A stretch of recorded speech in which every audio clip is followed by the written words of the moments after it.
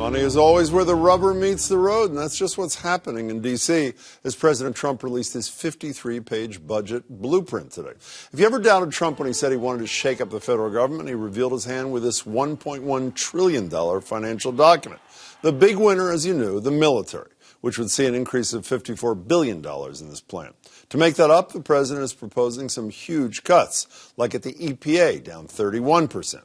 Health and Human Services, which will be responsible for implementing health care reform, they'd lose 16%, and the Department of Education would see a reduction of 14%. Zero funding is proposed for the National Endowment of the Arts, the Legal Services Corporation, the Corporation for Public Broadcasting, which of course provides some support to GBH. It's important to note that a president's budget never gets approved as is. Still, some Democrats see signs of an apocalypse. President Trump has shown that he does not value the future of our children and working families. It fails to recognize that the health of America, the strength of America, does not just depend on our military might, which is very important and we all support, but also our strength springs from the health, the education, and the well-being of the American people. Today, with us on Boston Public Radio, Governor Baker explained how Massachusetts could feel the sting of this budget. Look, there's a lot of things in this that concern me, and that's why it's going to be important for us to reach out and coordinate our activities on the advocacy side with our delegation and with other governors. Again, this isn't close to a done deal, but it does give a good indication which way the wind is blowing. Joining me are New York Times reporter Farrah Stockman. Nice to see you, Farrah. Former State Treasurer Joe Malone, who's a big Trump supporter. You still a big Trump supporter? Wanted to make that clear. Julio Ricardo Varela, he's not a Trump supporter, co-host of the political podcast In the Thick. Good to see you, Julio. Thanks so much for being here. You know, Lindsey Graham, Republican in the Senate, Farrah, said DOA. Chuck Todd from Meet the Press on the radio with today, he said beyond DOA. But it does give you some sense of direction. So what are your initial takeaways or two? Well, Trump is a master of perception. So if his supporters perceive that he is fighting to make the government smaller, that might be enough, whether he succeeds or not. I mean, there are parts of the country where the federal government is hated, no matter what it does.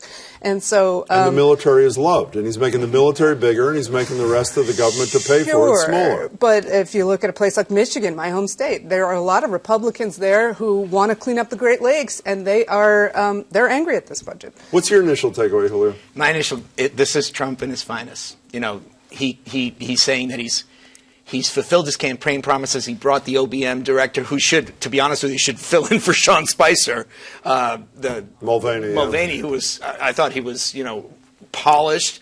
And basically, Trump. This is what he's done. Like, I'm going to deliver, and his base is going to say, "Yep, you're doing it." And what you're going to see is a lot of partisan. It's just going to be wrestling now. Well, speaking of partisan, let's get involved with a little wrestling. I mean, you're a big Trump supporter. I just saw that thumbs up. Yeah, but explain to me, one of the things Charlie Baker said to us today that he's particularly troubled by was an 18% cut in a proposed cut, obviously, in the National Institute of Health. Thousands and forget the patients, thousands and thousands of jobs, particularly in a state like this.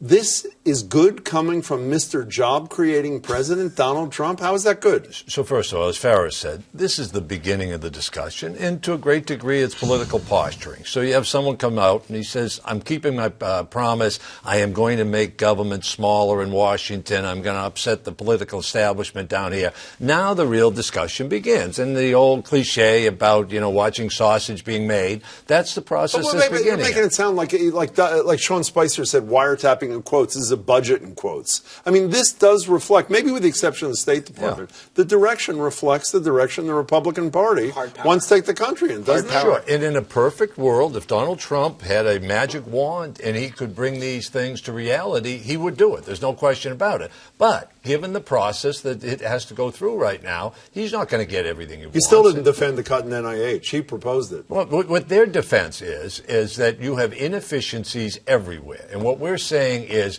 cut out the 18% in inefficiencies in more, and you'll be able to earmark those dollars so they're spent wisely. And by the way, that has a lot of appeal, by the way, to a lot of people in your home state and other places, saying cut that waste and inefficiency out and spend the remaining 82% on the stuff we really care about. I mean, whether it's true or not, that's a pretty powerful case, is it not?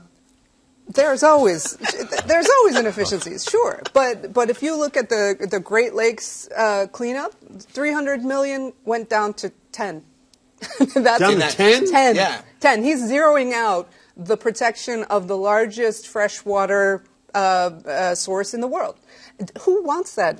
And do you think he even knows that he's doing it? Do you think Donald Trump knows what's being cut in this budget? I do know this. In broad strokes, they know what's going on here. That if EPA is being cut, now you got to go back in there and swap dollars. I'll just tell you a quick story. Mike Dukakis, on his way out of office, said if one more dollar is cut out of the Massachusetts state budget, we will have raw nerve that we're hitting. I get in there. We reduced the state treasurer's office over 8 years by 62%. There was fat everywhere. What's that got to do with this? What it has to do with this is government is always larded up. And you've had people like George W. Bush, like Obama, who have looked at a debt that's gone double. It's now $20 trillion. You got to do something. But the military, about it. the military isn't larded up. But the here's the- military has yeah. gone through severe Okay, cuts. I want to change Absolutely. gears. One thing Donald Trump does know, even though he doesn't know that, what he does know is the Budget Committee today approved by one vote, with 3 Republicans voting no, on what Breitbart is now calling not the health care reform, but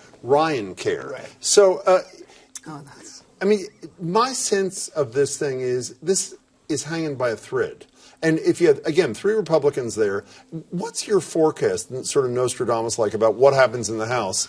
Because they did keep it alive today. They did keep it alive. And why can't a member say, okay, I'm going to vote for this, and then says the constituents back home, I don't support this, but I voted for it to keep it alive because we promised to repeal and replace, we'll make it better later. But it goes back to the messaging again. It's like the point being, like Senator Cruz said it this week at the U.S. Hispanic Chamber of Commerce. What did he say? He basically said, we're going to repeal and replace, and we're really trying to find we need to work together. It might not be the most perfect thing, but there's sort of like this thing going on with Republicans that they want to do 4 things. They want to do the health care reform, tax care reform, regulation reform, and get someone for Gorsuch. Get someone for Scalia, Supreme Court. And that's the plan now. But at the same time, if you look at just back to the budget, border wall is happening, and Mulvaney was asked today, who's going to pay for it? And he said, I don't know. He doesn't need a border wall. 40% reduction in illegal movement over the border in the last month because Donald Trump scared people. And the fastest growing document, the most people that come into this country come by plane. They don't come by a southern border. Here's why I think people who like the Affordable Care Act, Joe Malone, should be optimistic. Donald Trump is throwing Paul Ryan under the bus. When Breitbart of Steve Bannon fame is calling it Ryan Care, Ryan Care, Ryan Care. In Detroit last night, how many times in his big speech, Make America Great Again, Donald Trump mentioned health care reform? A big 0. In Nashville, he said we should have cut taxes first. This is becoming, that horrible thing you hate. I didn't have anything to do with it. Right. It's Paul Ryan's problem. So could the whole thing fall apart? That.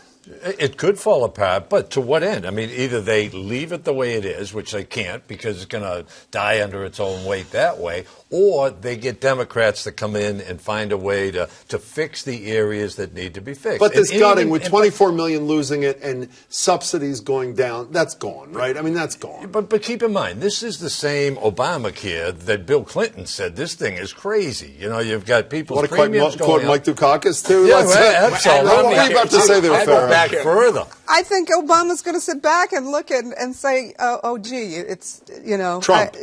I think Obama is looking at Trump, and he predicted this. He said, this is really hard, and this is what's going to happen. So it seems to me the CBO numbers, despite all the attempts to discredit, were so powerful and so easy for average busy people to consume. They see 24 million. They see that if I'm a key Trump supporter and I'm 62 years old in Michigan, my premium's going to go up, 800%? That's not hard to memorize. So this thing may be DOA. Is that not? I honestly don't. Too optimistic. I don't know how they don't take. This is going to be like a hot potato. I don't know how they don't take ownership. Why are you of doing it again? This is like the 3rd time the political hot potatoes happened with Clinton, with Obama. Because they Why are you promised doing that it? Because they were going to promised. repeal and replace, and they got to honor the commitment. But now it's One yours. last thing. It's not yours. It's Speaking not. of campaigning, Donald Trump's in trouble because of something he said on the campaign trail. Here's Judge Derek Watson's ruling, part of it citing campaign statements Trump said that the judge said amounted to, quote, significant and unrebutted evidence of religious animus driving the promulgation of the executive order and its related predecessor. I mean, if he called it a Muslim ban, it remains a Muslim ban. My sense of this is the only way this ever happens is if Congress decides to pass something. Travel bans by executive order, dead. Is that a fair statement? Well, a couple of things here. First of all, you hear legal experts say whatever was said on the trail, this comes down to the law. And does the president have the right to do it? But And if he intent takes it to matters. the- Intent matters. But if he takes it to the Supreme Court, I saw even liberal legal experts saying his chance of winning are He excellent. was going to take the last one in the Supreme Court. He didn't do that either. But Sure, second, right? now number two, he's winning this battle anyway because he is the one out there who looks like A, he's keeping his promises, and B, he's concerned about the safety there's a lot of of America. truth in that, isn't That's there? not- I'm saying he is delivering, and you see him in Nashville. People saw it. They're like, "Yep, he's coming through." His base is like he is delivering, and he is yet. That tipping point has yet to happen in this country. I think it's just starting. I think the country's starting to realize, at least people that didn't support him, are going, who knows? But this whole I am coming through with my campaign promises. No one can doubt that. He's Want to doing make it unanimous quickly? Oh, I agree with that. But the question is this what the majority of people in America want? I think the immigration ban, maybe, but banning Sesame, or, not funding Sesame Street and that kind of Oh, you're stuff. going back to the budget. No, I'm just saying, is that budget what America wants? I think the My jury's attitude out. is they can cut whatever they want, but Sesame Street, forget about it. You know what I mean? Sarah, good to see you. We got to go, Joe. Okay, We'll continue thanks. next time. Thanks so much. Really Jim. great to have you here. Yeah, Thanks so yeah. much Happy for your St. time. Patrick's Day. And to you.